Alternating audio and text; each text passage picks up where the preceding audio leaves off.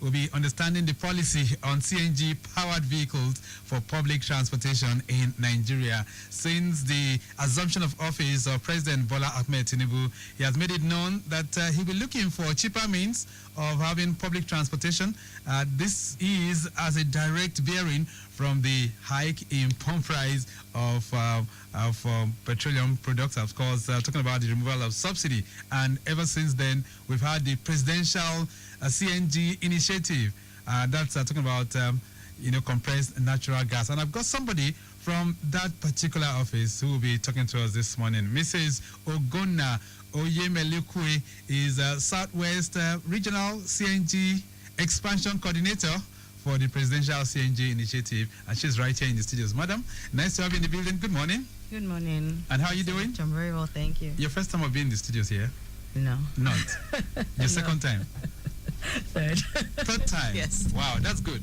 So look to your left. We have the big screen showing the roads here. What do you make of that screen? Wow. What do you make of it? Oh, this is good. It's good? Yes. Which of those locations can you identify?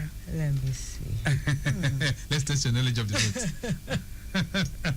Let me know. Which of those locations? Okay, so the 7-Up. 7-Up? Yeah. At least you drive through that corridor. Yeah, and I suspect today. one of your stations must be along that corridor.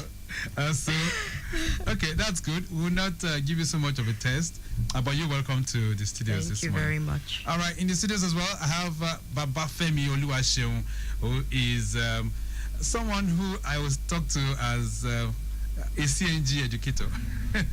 He's joining us in the studios this morning. Babafemi, nice to have you. Good morning. Good morning, sir. Thank you so much. Okay. All right, so the Presidential CNG Initiative, for those who might not know what you guys do, talk to my listeners this morning. What was the idea behind that initiative? Okay, thank you. Thank you very much, Mr. Victor. Good morning, everyone. The the Presidential Initiative was set up by Mr. President. And it came from, the whole subsidy removal, knowing that the prices of petrol, PMS are going to go up, which will affect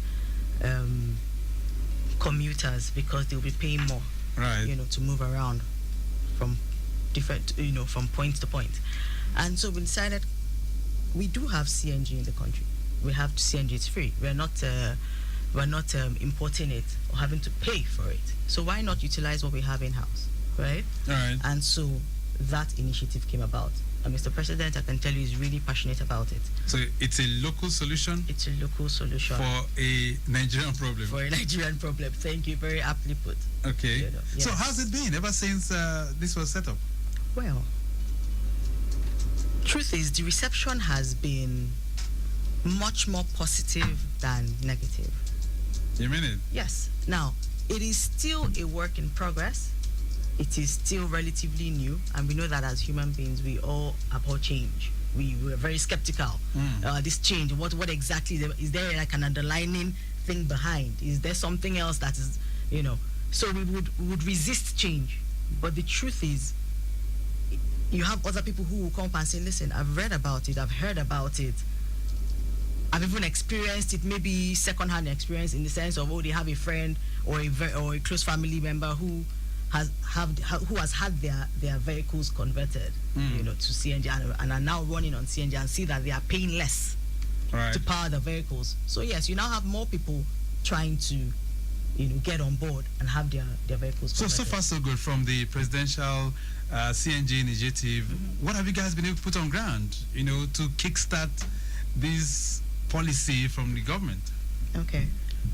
First and foremost, we have had conversion kits and cylinders brought in so as to convert commercial vehicles, because for the president, that's the core first. Convert the commercial vehicles so that people are paying less to commute, and then from there on, everybody else feels the change. Right. Really, yes. So what we have put in place is we've brought in free kits and cylinders which we use to convert commercial vehicles, buses, taxis for the different unions. right? Okay. They're paying nothing for it. So please, I'm going to reiterate and I'm going to stress it's free. That is free. It is free. It's not that they were paid. No. Okay. You will not pay. You have a taxi, a registered taxi. You bring it to a verified conversion center. We have center partners across board. You know, go to them. They would evaluate your vehicles, ensure that it is ready for conversion, and they would convert for free. You are not paying 1 naira. Right. Yes. So who can convert? Is it just anybody? Can I just take my car there and say, look, I want you guys to convert my vehicle, or I have to be a certified public transport operator, or how do you guys know who to pick to convert his or her vehicle? So, thank you for that. You have to be registered with one of the transport unions. So it's NURTW, ARTIN, NATO, State Transportation. We're doing that for all of them. Okay. Yes. And so far so good. How many states have you been able to touch? So, for the Southwest, which I cover, the Southwest is 6 states. Okay. It's Lagos, Oyo, Ogun, Ondo, And Ekiti. Ekiti, and Oshun. Okay. So that's 6 states. All right. As at now, we've done 4. The 2 that are yet to, Oshun and Ondo. And in the next, I can tell you that before the end of first quarter, we would be launching. All right. Yes, So- because we already have, So let's look at these 4 states that you've covered so far. So you've done Lagos, Yes. you've done Ogun, you've done Oyo, right? Yes. And Ekiti. Ekiti. So those 4 states, they have been covered so far so good. So what are the things that you've been able to put on ground in terms of infrastructure for this in those 4 states? So in the 4 states, we have signed up verified centers, because all centers are verified, checked out, and even must have we have bodies who work with us, like the NEDDC. All centers would have their NEDDC certification. Okay. Right? Yes. So the structure that we've put in place is we sign up those centers who are now partnering with us, and we make sure that we supply them with kits and cylinders for the vehicles to come in for Okay. conversion. Yes. All right. And this has been done in these 4 states? In these 4 states. Right. Let's look at Lagos, because I know the volume of vehicles we have in Lagos would triple that of Ogun and Oyo plus Ekiti combined. So what are the things that the initiative have put together in Lagos? Let's touch down on that first off. So for Lagos as well, we have made sure that kits we're still bringing in more and more kits, because we're still having more vehicles coming in. So the thing is, the word is spreading. Okay. And it is not as quiet, let me use that word, as it was a few months ago. So there's more awareness, there are more people coming in. So we're making sure that we have more kits available.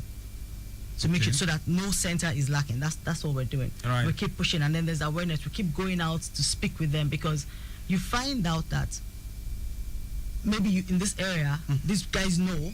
You'll be shocked that 2 hours away, they're not really sure. They're still very skeptical. Right. So it's a work in progress. We keep going at it and keep sensitizing them to make them understand that this is actually for their own good. So in Lagos, for instance, now, Yes. the conversion centers, where do we have them? Oh, we have them across. We have on the mainland, we have on the island, we have in different places. Ikorodu, Lekki Expressway, we have Ikeja. Vet Dynamo is our partner. It's one of your partners? Yes, he's a verified partner. In fact, he's one of our co-partners, and he's in Kudirat Abiola Ikeja. Okay. So we have so many of them. Right. Let me bring in Vet Diamond at this point. Baba Femi Oluwaseun. So what kind of vehicles can be converted? Talk to our listeners this morning. What kind of vehicles can make use of CNG? Any vehicle that is an internal combustion, that has internal combustion engine. So most vehicles are, ICE, that is an internal combustion engine, can use CNG. So whether carburetor system, whether injector system, there are kits for them. Yes. A 1995 model? Yes, most of them are probably maybe carburetor system, or this one they call electric carburetor that has just one injector. Right. They all can work. They can work. Yes. If I bring in my grand uncle's 1980 the Peugeot 504 those days, If you have the carburetor kits for it, it will also work. It will work. Yes, as long as the car was using petrol. Okay. CNG will also, natural gas will also drive it. Right. Let's talk about this CNG now, because when people hear gas, what comes to their mind is the gas we use at home. So how different is this kind of gas you're talking about to power our vehicles? I mean, some are still reluctant because they feel it's the same kind of gas that we use. Baba Femi, talk to me. Okay. Natural gas is different from LPG. What you use at home is LPG. LPG is The liquefied petroleum gas. It's a derivative of crude oil. Natural gas, which when you compress it becomes CNG. If you cool it down and you liquefy it, it becomes LNG. If you pass it through a pipe, it becomes PNG. But they are all NG, natural gas. It's just the mode of transportation that determines whether it is the C, the L, or the P. Okay. I hope you understand. Right. So now natural gas occurs separately. It can be in the same well where when you are taking out crude oil from. So it means the price of crude oil doesn't affect it. And since it's not a derivative of crude oil like what you get from the refinery, it doesn't behave like the petrol, the LPG, and the likes, even in combustion. So it's not a volatile kind of gas. It's not as volatile. It's not angry. No, it's not an angry gas like the LPG. The LPG is actually a more angry gas. Okay. And it's heavier than air. So if LPG leaks here now, it will stay on the ground for a while, waiting for source of ignition. Okay. So, but for CNG, it's lighter than air. If it comes out right now, in microseconds, it's in the air. It will you won't even have the chance to be able to ignite, to see ignition that will come on it. So that is why you almost can't hear about CNG or natural gas fire in. So it's a very friendly kind of gas then? Well, no fuel is friendly. You just need to know, okay, which one is more volatile. All the fossil fuels we have are more volatile than this particular one. We are dealing with methane. That's the same gas we call biogas. The same one you can get. It's actually inside your septic tank at home. If you put your biodigester, that same gas, that is natural gas. If you compress it, it becomes CNG. Wow. That's the same one you find at that dump site in Ojota area. Yeah, that's so we are already used to this gas around. It's just that our idea of gas came from the one of home, the cylinder at home. That's LPG. You see, as that gas is like that, because of knowledge that we have, we are now comfortable to even put it in our house. Some people even put it inside their kitchen, which I don't think is right. But because we have knowledge on how to handle it, now we are comfortable with it. Right. So with the more knowledge people have about CNG, the more comfortable they will get with it. Mr. Yenekwe, let's get to that. Now that we have it on ground, we've seen videos in the past. Some say a particular CNG vehicle went on fire, it burst and all of that. In that kind of scenario, what is the PCNG, the PCNGI? What are you guys doing to dispel those kind of negative information? So, I remember that particular incident that that we had exploded and all.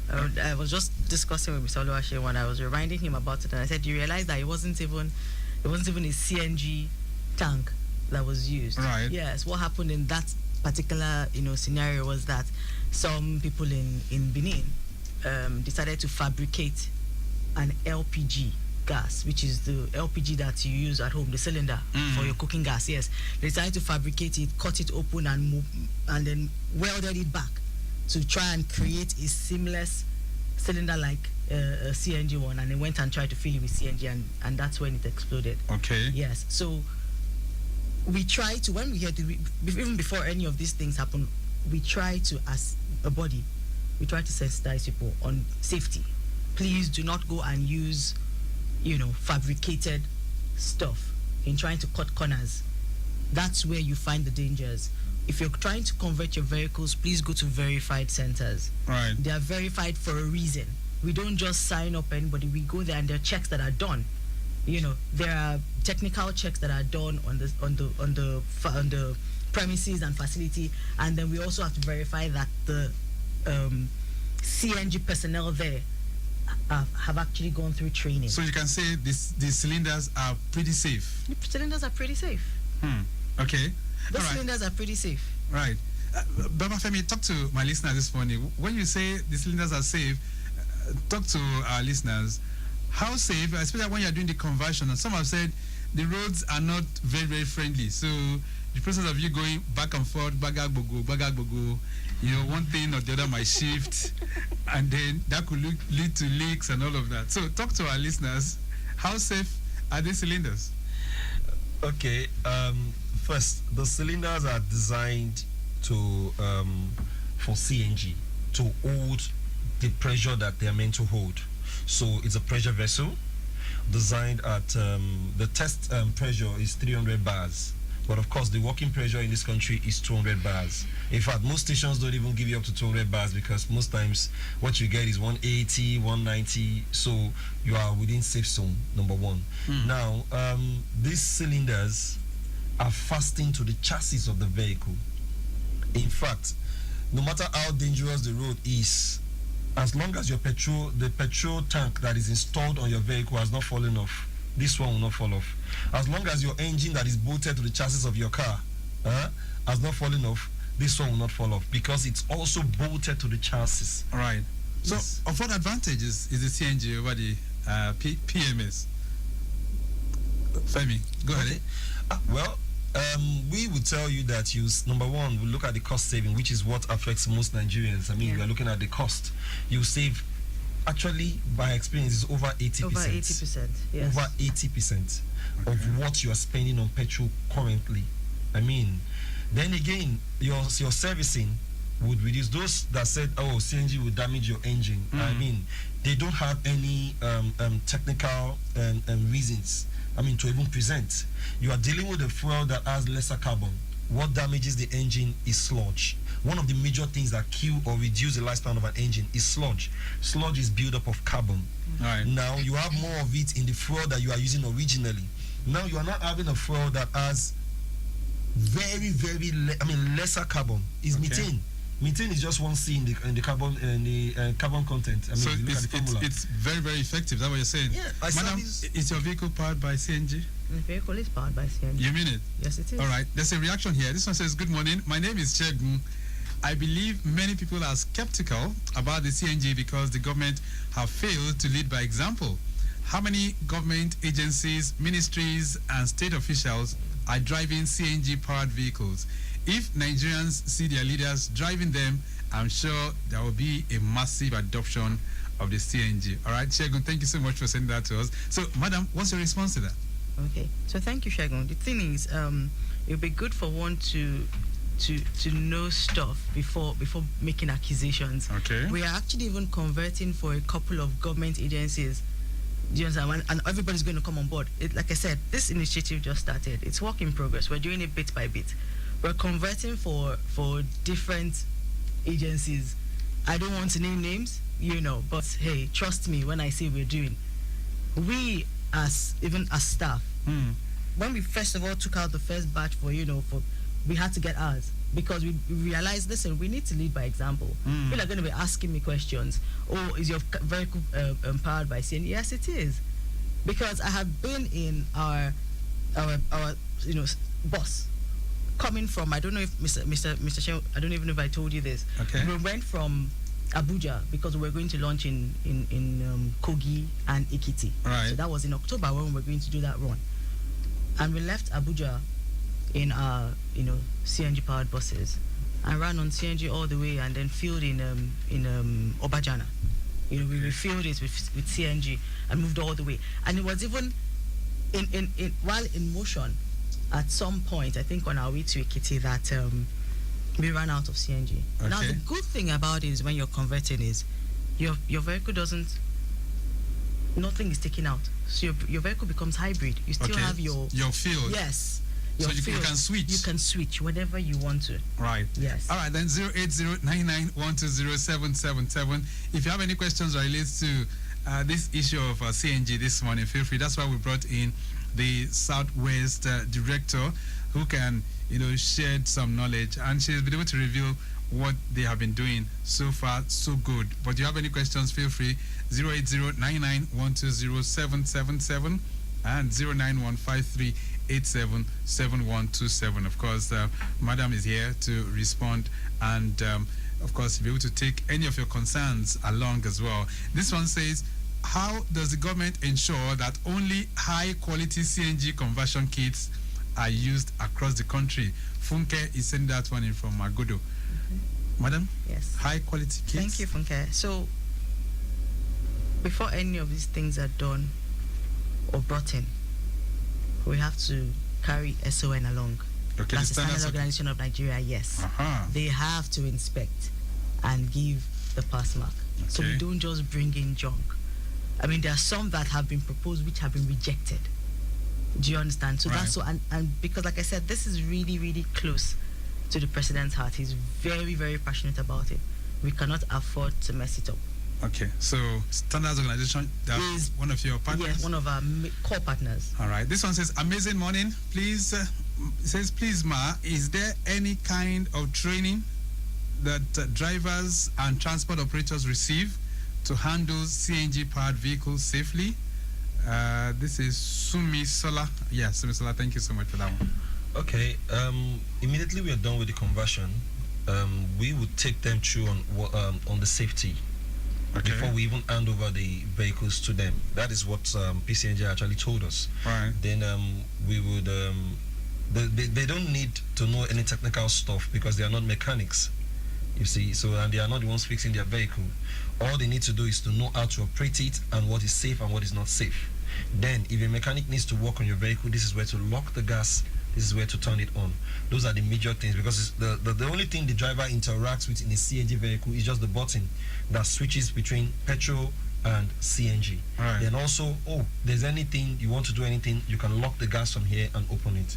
So the major technical things are with the mechanics that would be fixing it, which we've already commenced training for the technical people. We do that every month. Some of them are coming in and they are being certified. So training is ongoing with the mechanics. All right. How long does it take to do the conversion? Well, for different centers, it varies. It runs between, say, a whole full day, between 1 and 3 days. It depends on their, how many skilled personnel they have per center. Right. But in my own center, it's usually around 1.5 days. Okay. Madam, at the moment, we're having the dual kind of vehicles. You have the CNG and the PMS. Are we thinking of vehicles that will just be CNG alone? Oh, yes. Oh, yes, we are. In future, we're thinking of that. Okay, Yes. so you guys are working on that as well. We're working on that as All well. right, this one says, good morning, Traffic Radio. Is there any financial support or subsidy from the government to help transport operators switch to CNG? All right, thank you. You didn't put your name. Thank you so much. So do you have any kind of support like that? So for the transport, I mean the commercial transports, if that's what he's asking, we're already giving out the kits and the cylinders for free. It's free. And converting for free. Okay. Right? But now for private individuals who want to also, because we've had a lot of, inquiries about that, private individuals who want to convert their private personal vehicles, we have come up with something called the Camp Fund. Right? Okay. Yes. And we've That people can apply? people can apply, yes. On the Camp Fund? Yes. Okay. Yes, on the website, apply, put in your details and all, and then you would be, and of course your location, the questions will be asked, and then you'll be referred to a particular center in your region. Let me see if I can take this call. Hello there, good morning. Hello? Okay, we lost that. All right, so Camp Fund, once you just go to your website, which is what? www.pci.gov.ng. Yes. Okay. All right. So you heard it from her, and you know what to do at every point in time if you also want to benefit from this kind of fund. All right. So for those in Lagos, if they want to refill, they can go to where? Where can they refill if they already have the CNG powered vehicles?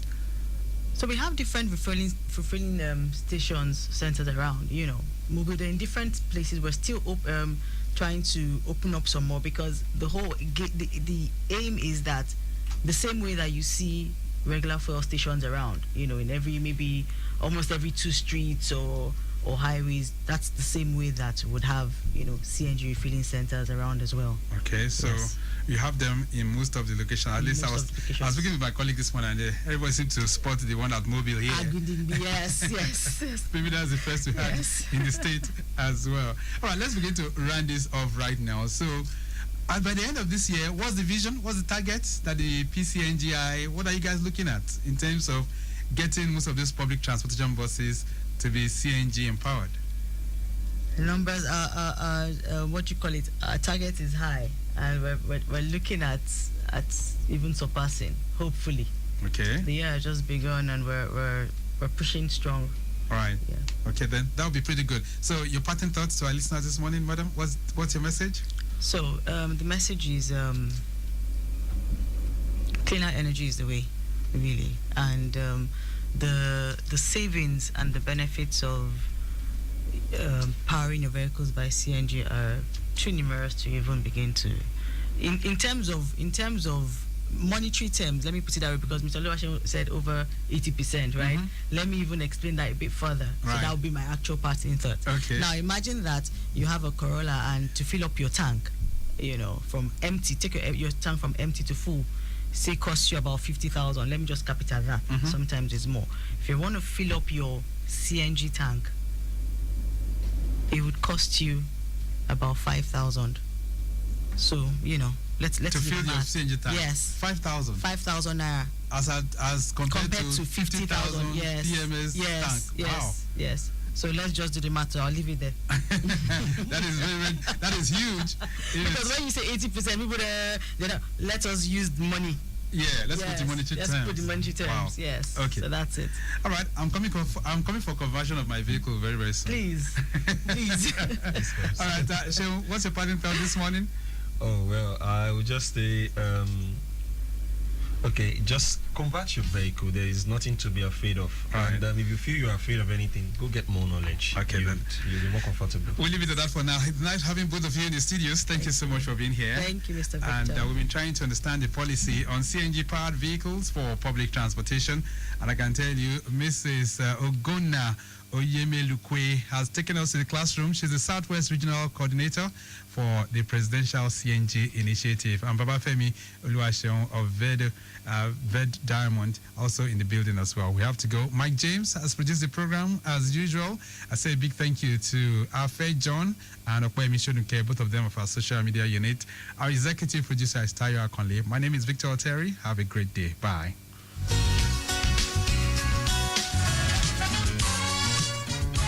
John, you better hurry up before I leave you, and make sure you put your school bag in the back of the car while you sit at front. Good morning, Mrs. O. You look so nice this morning. I see that you're off to work in a hurry. Thank you. I'm actually running late. But this one, I'm seeing John sitting at the front today. What's up? Demi isn't coming with us today, so I asked John to sit up front with me. Don't do that now. Don't you know it's not safe for him at all? Kids of his age are supposed to be strapped properly at the middle back seat of the car. Really? Does that even matter? Of course it does.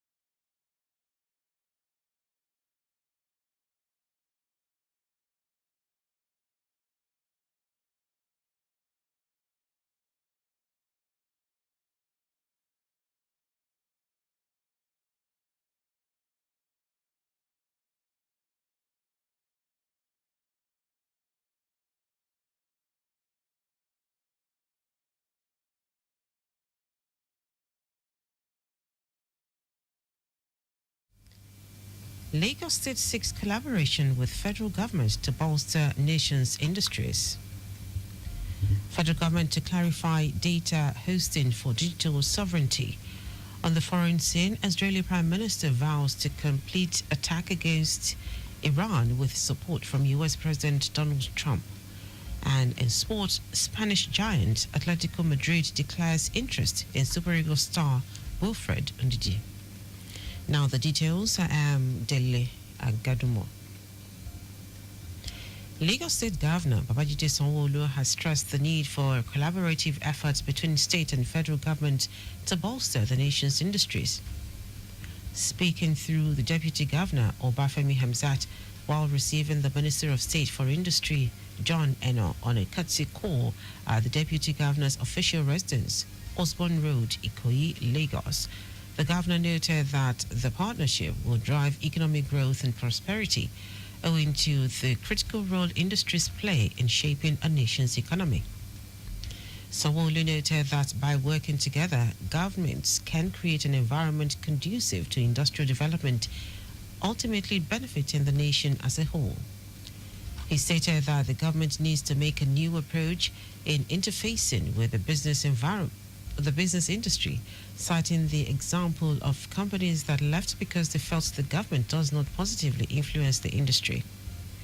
The governor thanked President Bola Tinubu for creating a ministry that will interface with the industries to solve their challenges and create an enabling environment for them to thrive. Minister of State for Industry, Trade and Investment, John Eno, said the team is currently in Lagos for an industrial tour to gain first-hand insight into the constraints and challenges faced by industries in the country. The Lagos Waste Management Authority, LOMA, has issued a stern warning to property owners, agents and private occupiers in the state to desist from illegal recycling and scavenging in unlicensed facilities. It also advised them to halt indiscriminate sorting, dumping, storing and trading of recyclable waste in their facilities and in public spaces around them. Managing Director, Chief Executive Officer of LOMA, Muyiwa Gbadigeshi, noted that such activities not only degrades the city's aesthetic appeal, but also disrupted the rights of property owners, contributing to serious environmental hazards. Gbadigeshi urged residents and stakeholders to utilize only licensed recycling facilities and registered waste collectors to ensure proper waste management in Lagos, ensuring and encouraging the populace to report illegal activities through LOMA's official channels. He advised property owners, businesses and the public to take this final warning seriously and avoid actions that could lead to serious legal repercussions. The Lagos State government has directed the reopening of Okeari Gorodo Market in Lagos Island following the signing of an undertaking by the traders for environmental cleanliness. Commissioner for the Environment and Water Resources, Tokunbo Wahab, gave the directive when he led state officials on an inspection tour of the markets which were closed over 2 weeks ago due to flagrant disregard for the state environmental laws. Wahab also gave a 48 hours quick notice to all traders, store owners under Idumota, Ebute police post overhead for indiscriminate erection of attachment stalls, which is constituting dangerous and environmental nuisance. He emphasized the need for everyone, including traders at all markets, to prioritize environmental cleanliness in order to prevent the spread of diseases. Wahab, who also recalled that the state government had banned styrofoam over a year ago as a result of its adverse effects on human health and the drainage channels, urged some leaders, some traders who are still using and littering the market environment with the banned item to stop.